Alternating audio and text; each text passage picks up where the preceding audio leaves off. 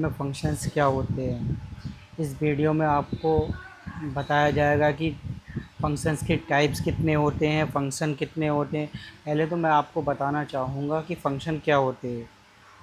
Function जो है piece of code होता है, मीन्स ब्लॉक ऑफ कोड, जिसके अंदर हम अपने लॉजिक्स लिखते हैं, जिसको हम बार बार रीयूज़ कर सकते हैं, जिससे हमारी वेबसाइट की परफॉर्मेंस और ज़्यादा बेहतर होती है।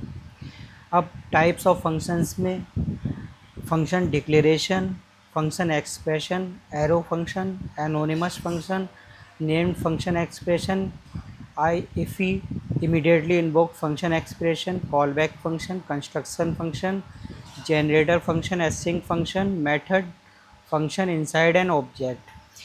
इन सब के बारे में आपको बताया जाएगा, लेकिन इस वीडियो में पहले आपको सिंपल फंक्शन के बारे में बताया जाएगा कि फ़ंक्शन क्या होते हैं और कैसे उनको हम डिक्लेयर करते हैं और यूज़ करते हैं।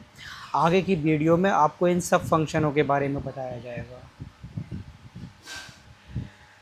जावा स्क्रिप्ट में मेनली दो तरह के फंक्शन होते हैं। एक तो इनबिल्ट फंक्शन होते हैं। इनबिल्ट फंक्शन मतलब जो जावा स्क्रिप्ट में ने पहले ही अपने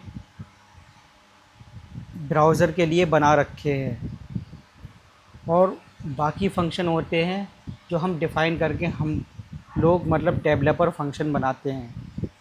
इनबिल्ट फ़ंक्शन जैसे कि अलर्ट हो गया है। अलर्ट ये एक इनबिल्ट फ़ंक्शन है जिसका हम यूज़ करके अलर्ट हम पा सकते हैं। जैसे मान लिया हम यहाँ पर एक फ़ंक्शन का यूज़ कर रहे हैं अलर्ट, जो कि इनबिल्ट फ़ंक्शन है। इसको आप देखिए ब्राउज़र में जाके, जैसे ही हम यहाँ पर हेलो बर्ड लिखेंगे, मीन जैसे ही इसे हम लोड करेंगे तो ये इनबिल्ट फंक्शन कॉल हो जाएगा।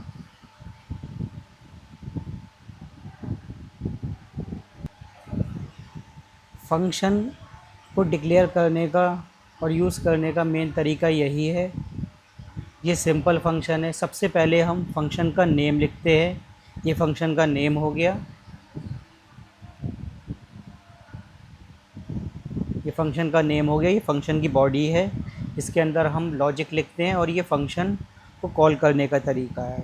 फंक्शन को कॉल करने का तरीका ये है, जब तक हम फंक्शन को कॉल नहीं करेंगे तब तक वो एग्जीक्यूट नहीं होगा। यहाँ पर हमने माई बायो फंक्शन का नेम लिखा, और उसे कॉल करने के लिए हमें ये ब्रैकेट लगाना पड़ते हैं। इससे फंक्शन कॉल हो जाता है। अब यहाँ पर मैं आपको दिखा देता हूँ कि यहाँ पर मैंने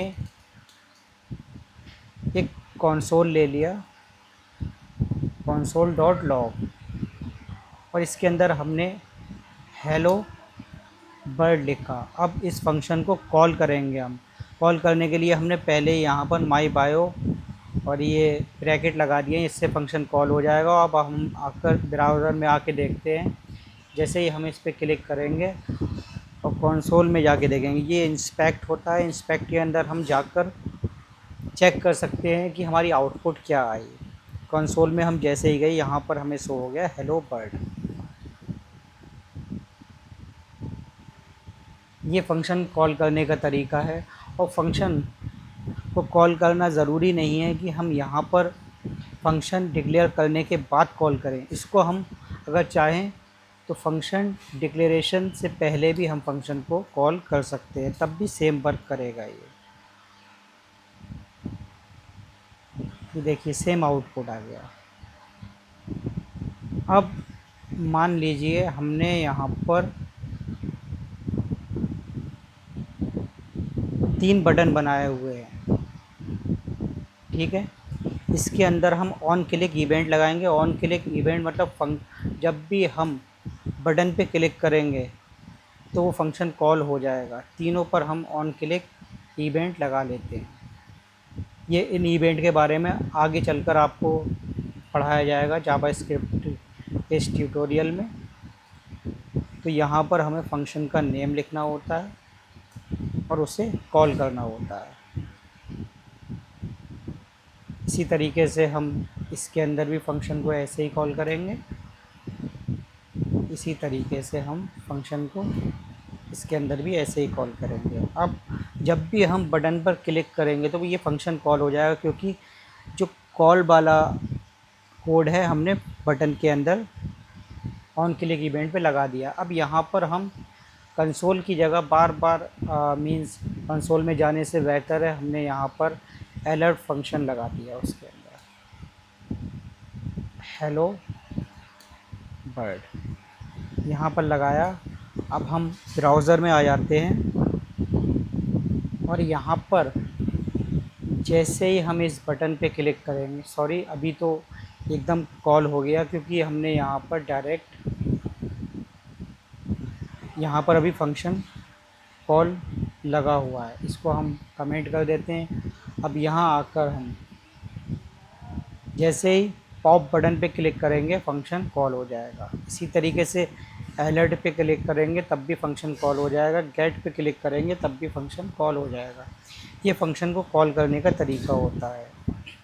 अब जैसे मान लिया हमने इसके अंदर से कोई मैसेज भेजा, मैसेज है कि पॉप अप बॉक्स, ठीक है।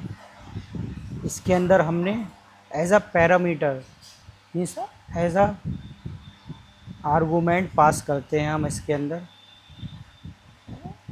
अलर्ट, एंड मैसेज को हम एज अ आर्गूमेंट पास करेंगे गेट डेटा। तो ये हम यहाँ पर इसे पैरामीटर ले लेंगे। जैसे ये पैरामीटर लिया हमने अलर्ट के अंदर इसको शो करा दिया। यहाँ पर जो ये मैसेज हमने यहाँ से सेंड किया है, यहाँ पर हमने पैरामीटर में गेट कर दिया है। उसके बाद यहाँ पर उसे अलर्ट में उस पैरामीटर को ऐड करके हम अलर्ट में डेटा या मैसेज पा सकते हैं। जैसे यहाँ पर अब मैं ब्राउज़र में जाता हूँ, जैसे ही मैं पॉप पे क्लिक करूँगा ये मैसेज आ गया पॉपअप बॉक्स। इसी तरीके से अगर मैं अलर्ट पे करूँगा तो अलर्ट आ जाएगा। इसी तरीके से अब मैं गेट पे करूँगा तो ये गेट डेटा आ जाएगा। ये तरीका है किस तरीके से हम किसी भी मैसेज को पास कर सकते हैं। फंक्शन कॉलिंग के अंदर हम आर्गूमेंट पास करेंगे और यहाँ पर हम पैरामीटर गेट कर लेंगे। इस तरीके से हम फंक्शन के अंदर कोई भी वैल्यू गेट कर सकते हैं फ्रॉम कॉलिंग। सो अगर आपको कोई भी डाउट है तो एक बार आप कमेंट में आके मुझसे पूछ सकते हैं और मैं आपका उस डाउट को क्लियर करूँगा। So thank you.